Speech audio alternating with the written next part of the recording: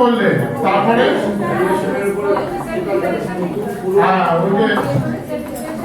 প্রথমে হচ্ছে আমাদের একটা করে পঞ্চায়েতের পাঁচের কম। রঘুনাথপুর যদি কেউ থাকেন অফিস রুমে আসবেন। একটু পরে একটু পরে আরম্ভ করতে পারছি না, একটু পরে আমি রিক্যাপটা করে নিই অন্তত। এই যারা এসছে তারা এই অতিথি করতে গেলে তো হ্যাঁ যার হয়ে গেছে ঠিক আছে অল্প অল্প করে। আচ্ছা পাঁচের কটা হচ্ছে কি স্বঘোষণাপত্র।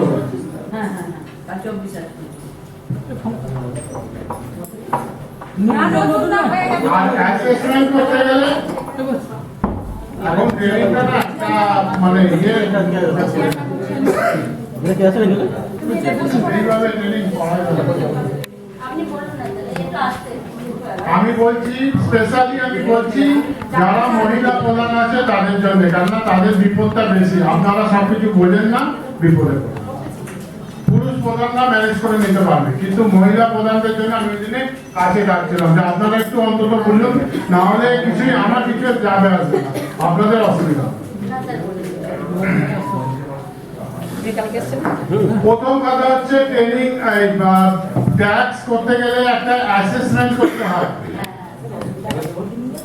এই অ্যাসেসমেন্ট কে করবে? গ্রাম পঞ্চায়েতের ট্যাক্স কালেক্টর অ্যাসেসমেন্ট করবে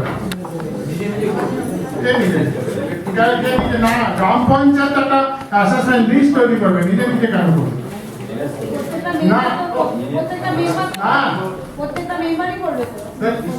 উল্টো পাল্টা এই জন্য এতগুলো ট্রেনিং হয়েছে, এখনো ঠিকঠাক উত্তর আসছে।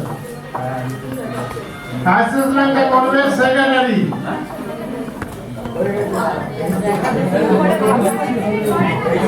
পরে না আপনাদের বলতে হবে করতে।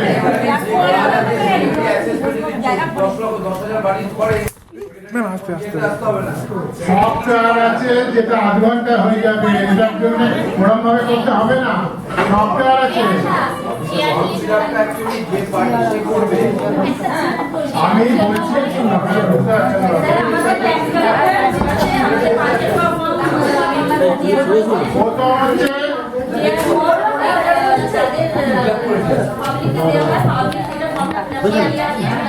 এইবার মেম্বার বা আমরা দেখে নিই কেউ মনে করুন লুকিয়ে দিয়েছে, এবার একটা তো আইডিয়া আছে সেইটার অনুযায়ী করে। এবার ট্যাক্স কালেক্টর দেখে নেয় আপনাকে কেউ 20 লাখ টাকার ভ্যালুয়েশনের জায়গায় 2 লাখ দিল, যদি কেউ দেয় যে আমার বাড়ি একতলা বাড়ি 2 কাঠা জমি ভ্যালুয়েশন হচ্ছে 2 লাখ টাকা, এখানে ধর না ওইখানে এখানে আসুন না, বসুন না, দোকানদাররা 12টা বেজে গেছে, দুটো বাজবে যাই যাই করবো। হ্যাঁ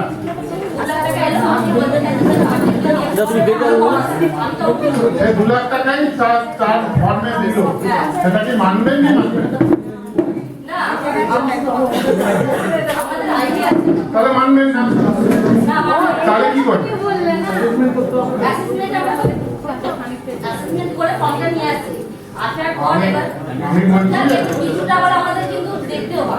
আমরা সরকারি রেটটা যে বেঁধে দিয়েছে 6% 2% ওটা করছে, কিন্তু এই হিসাবে দেখতে গেলে যাদের অনেক ভ্যালু তাদের ট্যাক্স অনেক দিতে পারছে আমাদের। সেটা পরে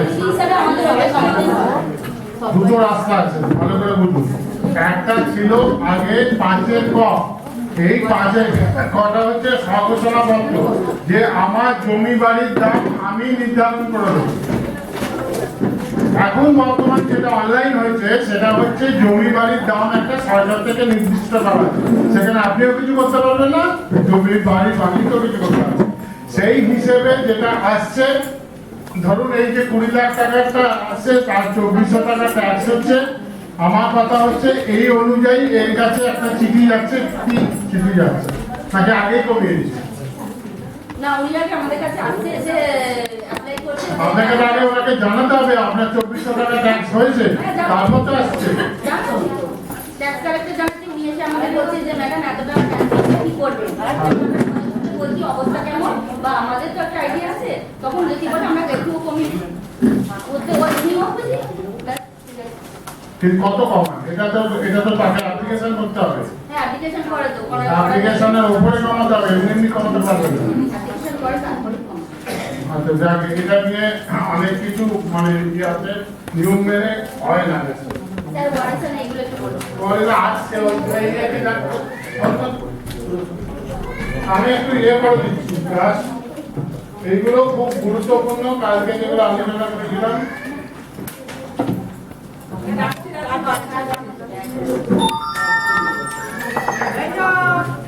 বাচ্চাটাকে ভেতরে আনবে না, বেশি চালানোর দরকার নেই। ফিট ফিনান্সে টাকা পাই, ফিট ফিনান্সে কালকে বলেছিলাম, ফিট ফিনান্সে টাকা পেতে গেলে একটা পরীক্ষা পাস করতে হয়,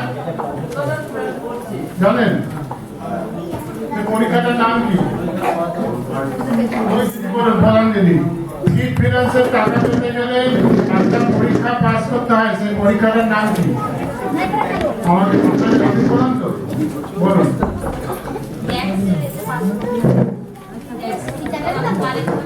হ্যাঁ, সেটা কি হবে?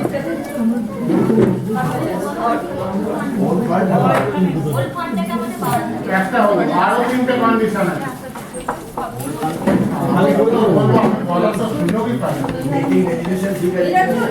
না মিটিং রেজলিউশন না, কালকে বলে দিয়েছিলাম, কালকে যারা ছিলেন কেউ বলতে হবে। 26 আপলোড ঠিকঠাক হচ্ছে না দেখতে হবে। হ্যাঁ হ্যাঁ 26 ঠিকঠাক হচ্ছে কিনা দেখতে হবে। টাইমে আপলোড হচ্ছে, টাইমটা কত কবে আপলোড করতে হবে? 126 কোথায় আমাকে দেখতে হবে।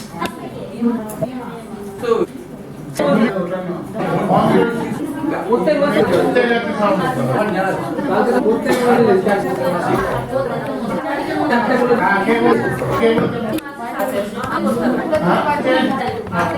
করে দেখুন আগে যখন আলোচনা হয়েছিল, আমি আলোচনা হয়েছিল তখন বলেছিল যে অডিটর যে যদি তাকেও আমরা দেবো যাতে আপনি আবার করে যাবেন। মানে একটা পরীক্ষা আগে যেটা আইসিআই টাকা যে পরীক্ষাটা হতো অ্যানুয়াল পারে অ্যাপ্লাই পরীক্ষা, সেইটা দিয়ে 4টে কালকে নাম্বার হতে হচ্ছে রেভিনিউ মারতে হবে। 1% কি ওরকম বলেনি, হ্যাঁ বাড়বে, জিপিডিপি নিয়ম মেনে করতে হবে। জিপিডিপি প্ল্যানটা তো আলোচনা করে দিতে হবে, তাই তো? 26 টাইমলি আপলোড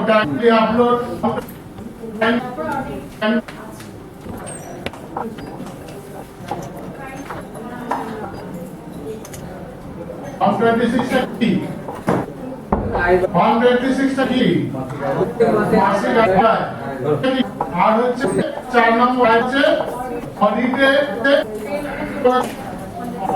ফেল। অডিটরকে কন্ডিশন যদি পাস করতে তবেই ফিনান্স কমিশনের টাকা পাবেন, নয় নয়। ঠিক আছে, অডিটে ফেল যদি অডিও না হয়, দুর্নীতি না হয়, অন্য কেউ নোট দিতে পারে। তাকে আমি বলেছিলাম নোটটা এরকম হয়, অডিটের নোটের জন্য অডিটর 4টে কলম থাকে, অডিটের নোট দিয়েছেন, অডিটর নোট দেওয়ার পরে আমাদের মিটিং ডাকতে হয়, সেটাকে কি বলে? হ্যাঁ কি বলে বিশেষ বিশেষ special general meeting, single agenda, তাতে করে যা লিখেছে তার তো দেবো, তার উত্তর দেবো। যদি বলে এটা আপনার করা দাবি, ঠিক আছে জবাব, ঠিক আছে এটা আমরা ঠিক করা দেবো, এটা যা পছন্দ নাও করা করতে এইখানে, ঠিক আছে। প্রধানের একটা কমেন্টস থাকবে,